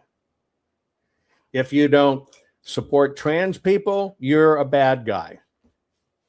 If you say that we got to get the ballots, that's wrong. It's the machines. They create these shun factors. They have to have it. They have to have it. Or the plan can't work. Remember, they don't need to execute a plan if nobody pushes back on it. I mean, that's the real deal. I mean, look, all they can say about the forensic audit is it didn't happen and there was nothing there. But those are just opinions, aren't they? Can a tech CEO or a pillow salesman tell you there was nothing usable in that? No, because they're not either a lawyer trained in it or a legal scholar. Dorchin, God bless you. God bless you for supporting what we do. God bless you for supporting our work. God bless you for, all of you guys that make sure the full forensic audit survives. And I tell people this, we're fighting hard to, keep all of this in a perfect chain of custody alive. We do that for a reason, because it's history. Okay? Hold on one second.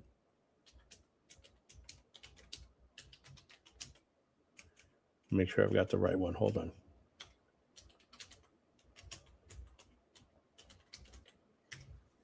They okay, guys, hold on.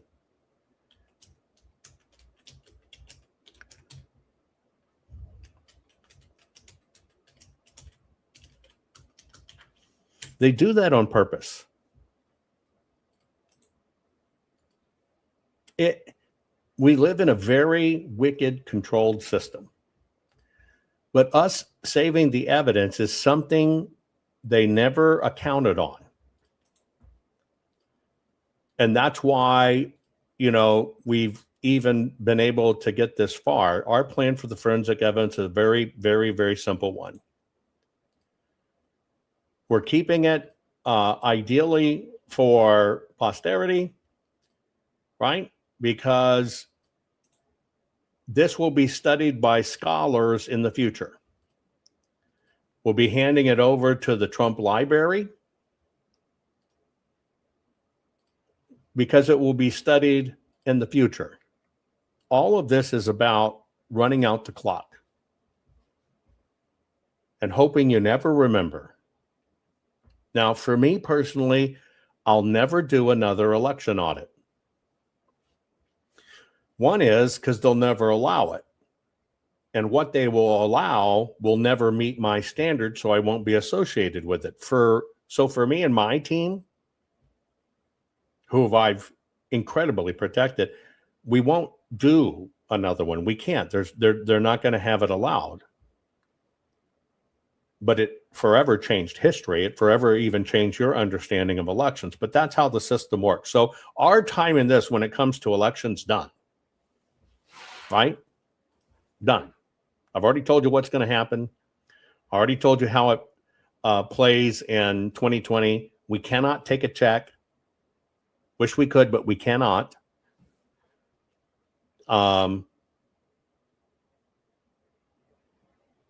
It's the game. But in every bit of it, you're staring at the winning formula. And here's what I mean. They did not account on you getting up off your ass and voting when President Trump was in. More people voted. They thought they had the numbers right. When Hillary said they stole the election from her, meaning they had already stole the election, Hillary was going to win, and damn it, America's from flyover states did it. Get it? Try the link again. It shouldn't be an error 404. Try it again. There's no error on that link. Just hit refresh. Let me make sure I've got it. Everybody check that link.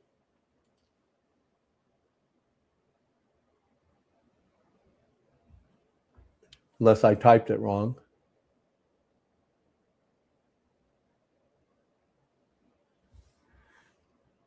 It's there. Make sure. Maybe I didn't capitalize it. Maybe that was it. Hang on. Does the capitalization matter? Maybe it does. Let's see. Maybe it does. Don't know. Let me post it that way. Maybe the capitalization matters. Anyway, you already know you are what makes all of this work. And it's when you got off your ass and you voted for President Trump. They could not account for Americans. They controlled statistically how many people would vote. And yeah, some of these arrogant bastards, and that tells you the truth. When I prove in forensics, it was a predetermined outcome, here's how it goes, and they ignore it, that tells you the truth. The reason they ignore it is because they need you to focus on the machines. So when I say you want to see an algorithm, you want to see how it works, and you want to see how it changes the ballot, which is a felony and federal racketeering, here you go. The reason they choose to ignore that is because it's not about what really the results are. It's about the machines and keeping it in this theory part. That's just how it works. And so our plan for every bit of this is just to make it survive, that it goes to President Trump when he's out of people controlling him, which is out of election, in the library, so scholars can study it in the future. And there will not be one scholar who can disprove what we did. There will be debates. Wow, we found that his number was off here by 1. You'll see that kind of shit. Right? You'll see that kind of shit. Why do they do that? Because they have nothing. That's kind of how it works. Diane, thank you so very much for that. It all goes to election integrity. Thank you. But looking at it and looking at what the data says, it is what it is, what it is. It'll still verify everything we said. Whether the number's missing by 1, missing by 10, it doesn't matter. That's not the point. They'll go, well, I don't think that's quite right. And that's the only way they can try to do it. They'll make you focus on one little thing. And I'll give you an example. In every new science, you have to publish what's called a scientific reader. It wasn't that we were just doing a forensic audit. We were establishing a new forensic methodology in auditing. Computer vision, right? Machine learning, artificial intelligence. So you have to publish a scientific reader available to the entire scientific community. So we put that out there. We don't know how it happened, but evidently there was a typo. There was no T in artifact on the spine. That was something that Amazon, because it's the publishing platform, did. Because in our platform was correct. Somehow when the book came out, the T's missing. And so the fellow that is not an election expert, the Professor Clements, I sent him one. I didn't know he was a rat bastard yet. We sent him one to review. He came on and basically said, we went all through this. It's total junk. There's nothing there. And look, there's even a typo on the spine. You can go find it. In fact, I encourage you to go find it for 2 reasons. One, you'll see the typo on the spine. That's what he focused on. But secondly, these guys saying they read it, the shrink wrap is still on the book.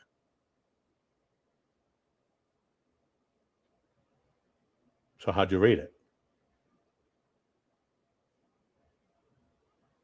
In fact, the only unverified review that we have not been able to remove is on that scientific reader that somebody posted on Amazon. They got an early edition version of it to look at it, and it was not true, and it was crap. Nobody got any early edition copies. And Amazon won't remove that rating, even though it's an unverified one, and it should be away. That's how the system plays. And so for me, it just comes down to I love my country. I love that we gather here. I love that we can share. But, I am so simple.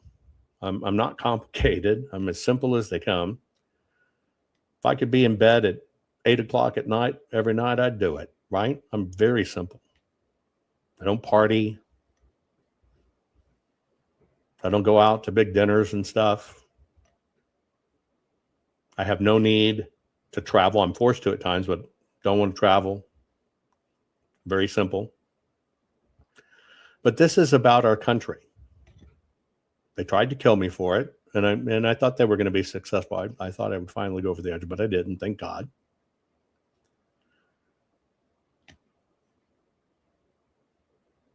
But I'm only one team player, and that's I play for Americans. That's the only team I'm on. I'm not on any political team. I refuse to be part of people's groups. Right? Somebody says, well, you should have this person review it and this person write up the review and let them present it. And then I think back, well, that was the person that set up Matt DePerno, and these 2 people were having an affair and it destroyed 2 marriages. And this person was there when the ballots were destroyed in Georgia. And I can't forgive those connections because those people were around and caused bad things. And you think I'm going to hand it over to them and they can just review it and they'll present it? No, I won't do that. It's all about truth. I don't care. The only thing that's important right now is whether you support America and our great, incredible republic. That's really kind of all that matters to me. I don't care if you're transgender or gay. You might smoke 1,000 miles of pipe a day. I don't give a shit. We can be in the same foxhole and we fight for this country. because that's all that matters right now. Nothing else. I don't care if you're a Democrat or a Republican or independent. And you can go back and audit me from the very first time many of you saw me in Georgia. I said, this is not about whether President Trump's the president or whether Biden's the president. It's just about what are the facts. The tables will turn. They will always turn. One side uses it this way. One side uses it that way. That's it. That's it. And so if that makes me a bad guy, then I accept being a bad guy. If not being a team player because I wouldn't, quote unquote, join Mike's team, I won't do it. You know, there's so much stuff behind the scenes. Well, Mike wants this guy to come in with his app and you got to be on my team, but you've got to give me the app. It becomes mine. That guy too. So fuck you.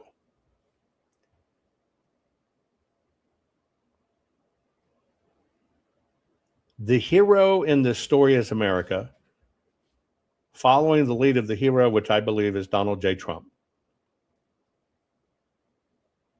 What it's not about is who has the biggest social media, who does all the interviews, who gets credit for it, who gets a presidential medal of honor, who becomes the next governor because they talked about election integrity. It's not about any of that. And a lot of these guys are running for office that intentionally fed you crap. That's not it.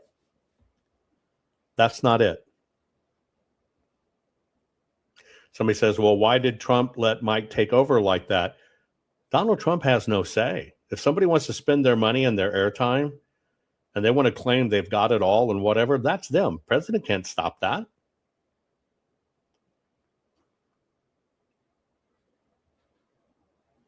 Why aren't you asking yourself the right question?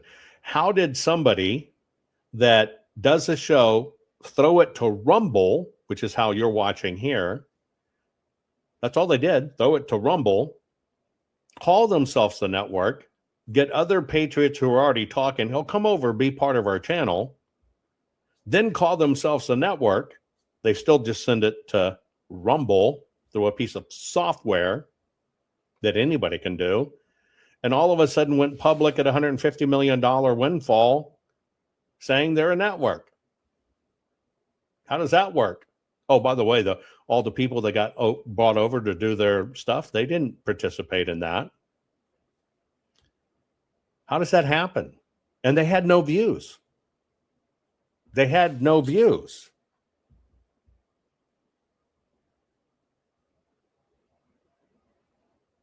They had no views. Now, I better be correct. Well, we got one viewer. We got 200 viewers. How does that happen? How do you not even pick up the simple things? You look at Frank or Lindell TV, which Altman ran. Mike had 240 some odd thousand followers, and Joe had 240,000 followers. Joe's running the network, but you look at other big names, they were lucky to have 200 followers. That tells you right there something wrong. You can go back and look at these numbers. Mike had 200, let's call it 46,000. Joe had 246,000. All the other people, the big names, I don't think anybody broke really over about 1,200 followers. They really didn't have any views, and they got public. Joe benefited from that. Mike benefited from that. Joe and Mike parted ways. Joe went on his own and now can't drum up 16,000 people. You would think those 242,000 or 46,000 that were on Frank would have, where's Joe? I watch him all the time. He's the big cheese. That didn't happen. All of the data points are there. And then I look at it and I go, is there such thing as a CIA whistleblower?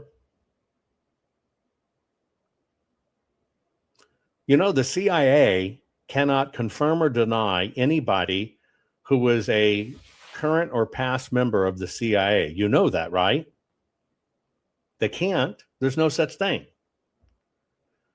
So how do you have all this crop of CIA whistleblowers? If somebody was really whistleblowing on black ops taking over countries and stuff, am I just stupid to think they'd be fucking dead? Not on social media. That's kind of as stupid as people that tell you all the cue, and I've got 1 million followers. I'm going to tell you a super secret, but until I learned the hand signal is this. Radar, radar, Indian, Indian, 2-2. That's the code. Remember it, but don't tell anybody I told you. And you're fucking doing it on social media and think you're part of a secret group? How stupid is that? Have you ever thought about that? How ignorant is that? But people believe it.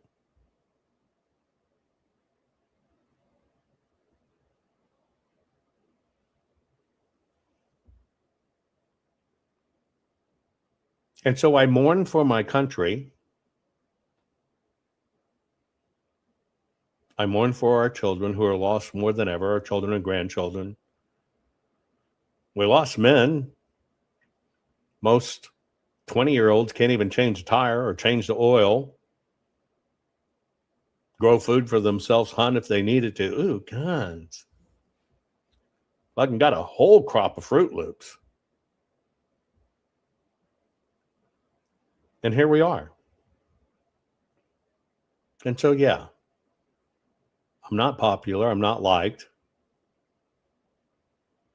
But my definition of a good friend, here's my definition of a good friend. If you were a married friend of mine and you were fucking around and had a girlfriend, I would tell you, knock it off, or I'd choose not to be your friend. Because if you stand before God, your family and her family, and say to hold and protect and everything, and you're standing in front of God, so I'm so fucking, and you promise, and you're a rat bastard, no telling what the fuck you're going to do to me. I'm way down on the totem pole.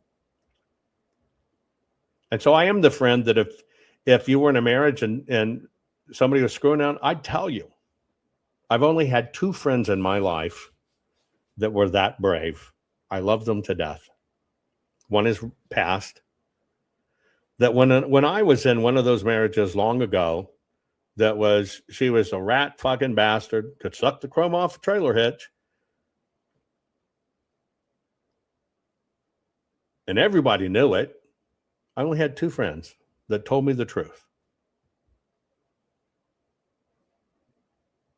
You got to get out of this. You're being used. She got pregnant. She was my co-host on TV. And I only had 2 friends that looked me in the eye and said, yeah, I know you're in a tough situation. She's pregnant. But don't do it. It's going to destroy you. It did. Why? Because I did it. That's a good friend.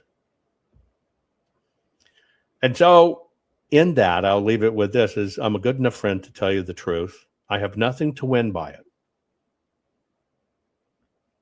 But I do want to model it and reflect it. And even at times, if I'm wrong on something, you'll hear me say, well, I was wrong. I got it wrong. That's it. That's it. I don't think I've wasted my time, because I do believe that people in the United States now know more about elections than they've ever known. In fact, all the election integrity experts are quoting shit we found out and did and taught you about. And they quote it as it's old hat. They always knew it's bullshit. I can remember getting into this. I'm having to tell a sitting senator, you already have the right to do this audit in Arizona. It's U.S. Code 42, 1984, U.S. Code 52, 20-701, and it has the rights to keep it for 22 months. You have the right. Here's the law. They had no idea. No idea.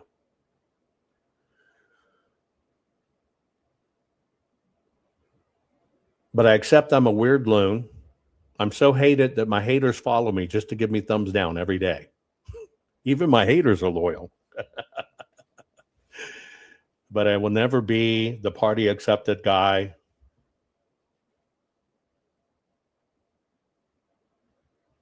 I will never be the one they herald, because truth is not valued. But when I go to sleep at night, I know I'm doing the right thing. And if this means I have a very, very, very small circle in the world, then that's fine. But I have a small circle anyway. I consider all of you that follow my program every day, and we're here. I consider all of you family, and I consider you friends. And I'd love if which we could all get together at a safe place and time. But in my real world, I have less than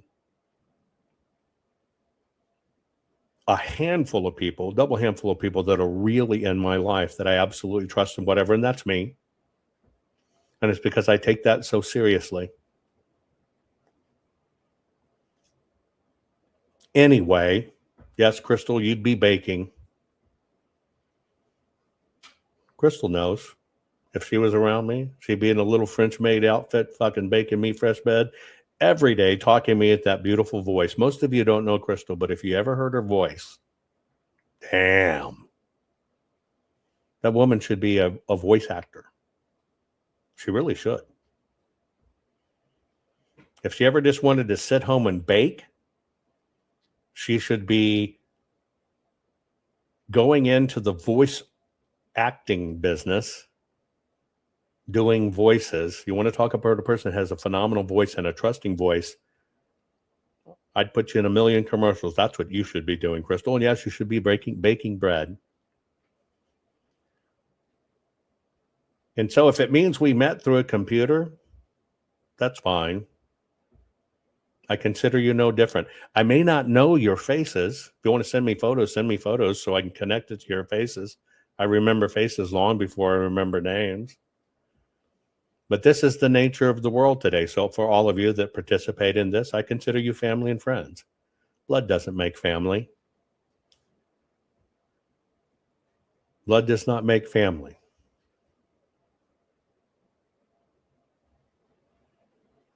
Being loyal and being ethical, and that is what makes family. And we're all Americans, although we have many multinationals here. I consider you too. You're a surrogate American. You're a American in spirit, just like we're Australians or Irish or whatever in spirit, because we're all in this together. This isn't a U.S. phenomenon. Ireland's already fallen in the UK. We're able to stave it off a little longer. But God chose you to be here in history, and I really believe that, all of us. Anyway, I love you all. I appreciate you all. We'll keep fighting. You keep fighting. All it's about is being truthful and getting to the truth and fixing it. Because I don't care what county or state you're in or what country. If your politicians are selected, not elected, we all get raped. And we should all fight against that. Anyway, I love you all. Nice just having a conversation every now and then. Stay warm. I know. Our courts are based on clear and convincing evidence. Want convictions? Want justice? For what happened in the 2020 election? Then we need your help. Not fixing 2020 will damn our nation forever. The decision you make in the next few moments could decide whether we ever get our elections fixed or not. Here's why. Trump campaign and allies filed 64 different lawsuits. They all went down in flames. 100% of these cases were presented on "It's the machines," or "The machines changed the votes," or "The voting company executive said he would make sure Donald J. Trump would not win." They all went down in flames. Why? You can't bring theories to court as evidence. No supposed Zoom call or six-degree polynomial math theory or census data is or ever will be proof of fraud. You can't bring theories to court as evidence. Here's why. In both civil and criminal law, the side making a claim carries the burden of proof, and prosecutors must prove guilt beyond a reasonable doubt. Without physical or otherwise verifiable evidence, a case cannot meet this high threshold. Physical evidence is the key. The question is, did anyone get relevant, reliable, provable, testable, and duplicatable evidence of what really happened in the 2020 general election? And the answer is yes, absolutely. The full forensic audit of Maricopa County, Arizona is the only evidence-gathering work which gathered relevant, reliable, provable, testable, and duplicatable evidence of what really happened in the 2020 general election. Evidence so damning that the system, the deep state, and those who pulled the strings of this country have fought to keep it hidden and have hoped to have it be forgotten to time. Almost $3 million invested in time, funds, and efforts to unlock that which the system wanted hidden. But now, that evidence is in danger of being lost forever.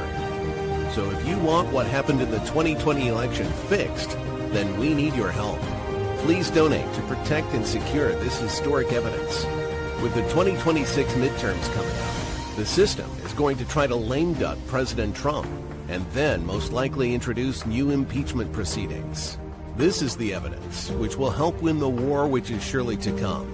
We need to keep Maricopa County full forensic investigation and archive secure and ongoing. So if you want what happened in the 2020 election fixed, then we need your help. Please donate to protect and secure this historic evidence. We need your help securing the full forensic audit archives. Don't allow the only testable, objective, and reliable 2020 election evidence fall into obscurity. Millions were spent on getting it documented and tested. This is historic evidence. Not fixing 2020 will damn our nation forever. The historic Maricopa County full forensic audit effort processed 20,895,610 digital and forensic images of varying formats, resulted in 208 million individual evidence-proof files. The system processed over 58 billion forensic measurements, resulting in over 2 trillion individual base computations. No hopium, no hype, just hardcore forensic evidence. Please make sure the Maricopa County full forensic audit archives survive. Donate now. So if you want what happened in the 2020 election fixed, then please donate to protect and secure this historic evidence. We can't do it without you. We need you. America needs you. Our future needs you. Please donate now. Not fixing 2020 will damn our nation forever. Please donate now.